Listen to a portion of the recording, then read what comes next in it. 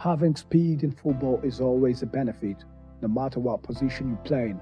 For the most part, pace is something you're born with. There is only so much you can do to improve it.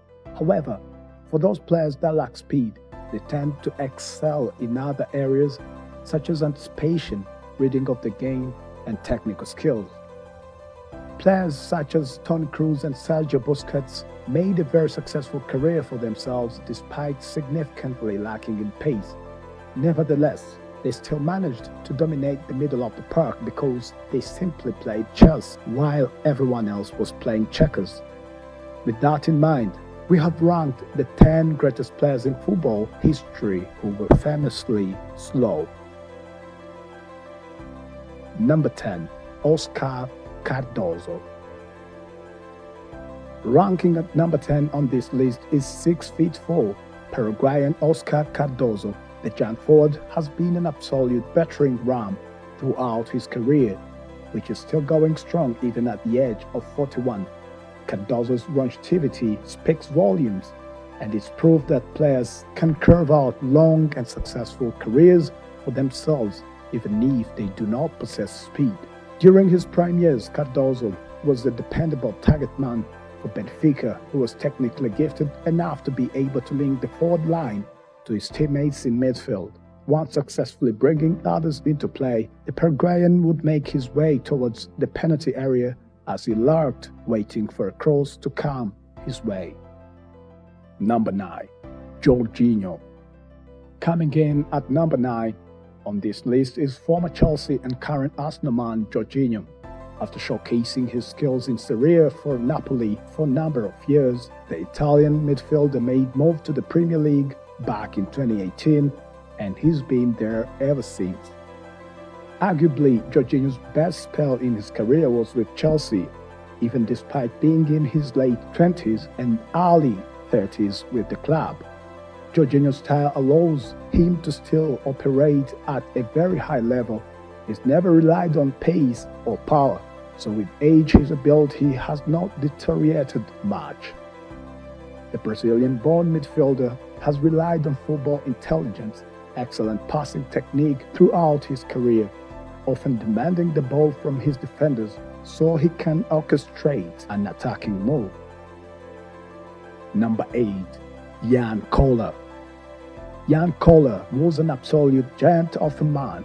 The former Czech international stood at a whopping 6'8", so he was never going to be blessed with speed. However, he definitely made up for that with his brute strength. He towed over his markers and flat out bullied them. He could win headers easily, and he could bring the ball down and shield it from the opposition with ease, whilst waiting for the more technically gifted teammates to catch up with play.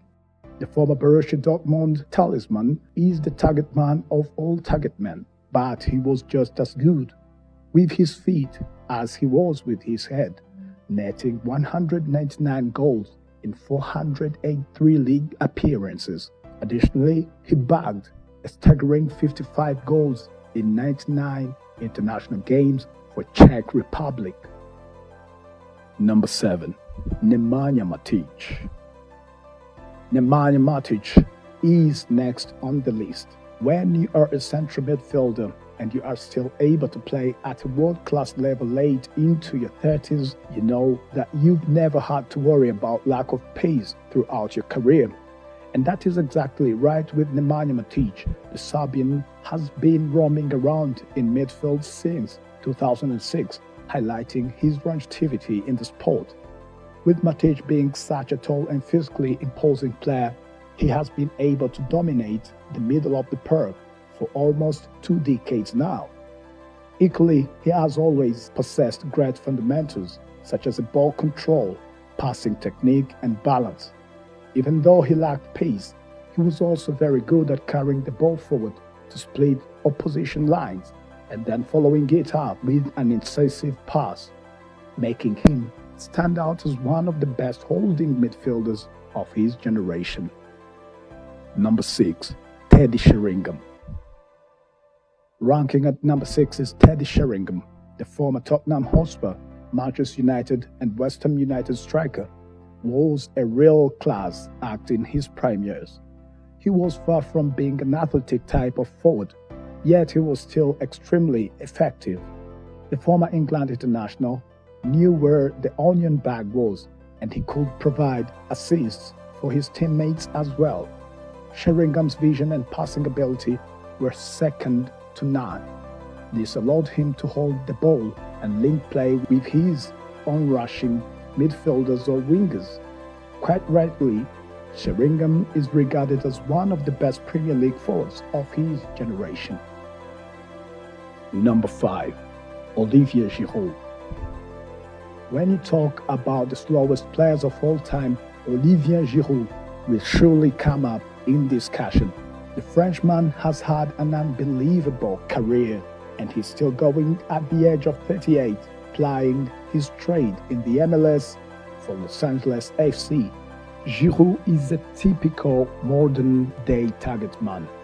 He has the physicality, strength, and aerial presence to hold up the ball, but he possesses an elegant touch too, which allows him to pluck the ball out of the sky and lay it off to his more mobile teammates. Additionally, for a big man with no pace, he certainly knows how to score an audacious type of goal. Number 4. Per Mertesacker. Ranking at number 4 on this list is the former Arsenal defender Per Mertesacker. The towering 6'6" centre-back is possibly one of the slowest players in modern football history. Despite that, the German was still a good defender during his prime. Naturally standing at 6'6", Mertesacker was very good in the air, but he was also commanding in area duels too, making him a very reliable box defender for Werder Bremen and the Gunners. His positional sense was perhaps the most important asset, allowing him to anticipate where the ball would be faster than attackers, meaning he wasn't reliant on recovery pace. Number 3. Ruud van Nistelrooy. Ruud van Nistelrooy was known for being extremely clinical in front of goal, making him one of the finest Premier League strikers, and stood out throughout his career for his outstanding finishing ability with either foot as well as his head. Quite often, the Dutchman would be outmatched in terms of pace, but that did not matter because the striker's quick reactions made up for it. Van Nistelrooy was able to time his runs beyond defenders or run into the box to latch onto crosses perfectly. His tendency to be in the right place at the right time in the box saw him labeled as a poacher. You'd think that you must be quick in order to be able to beat an offside trap, but Van Nistelrooy proved the theory wrong. All of his quickness was in his mind rather than his legs. Number 2. Sergio Busquets. Sergio Busquets is one of the greatest midfielders in modern history despite severely lacking pace. The Spaniard, still plying his trade over in the MLS for Inter Miami, was the ultimate defensive midfielder in his prime years for Barcelona. Even though he was very slow, he was still able to cover Barca's back line and break up play because he read the game so well that his positioning was always perfect. To add, Busquets was able to take the ball on the half-turn or against the press and managed to evade oncoming pressing players, even if they were quicker than him. He often used body feints and a quick change of direction to fool his opponents, delivering a line-splitting pass and sending Barcelona's attack in full flow. Number 1. Toni Kroos. Coming in at number 1 is the legendary German midfielder Toni Kroos.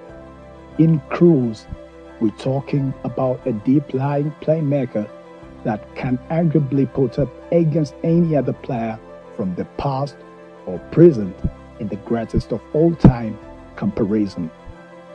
Kroos could dictate games in his own, whether this was for Bayern Munich, Real Madrid or for his national team Germany.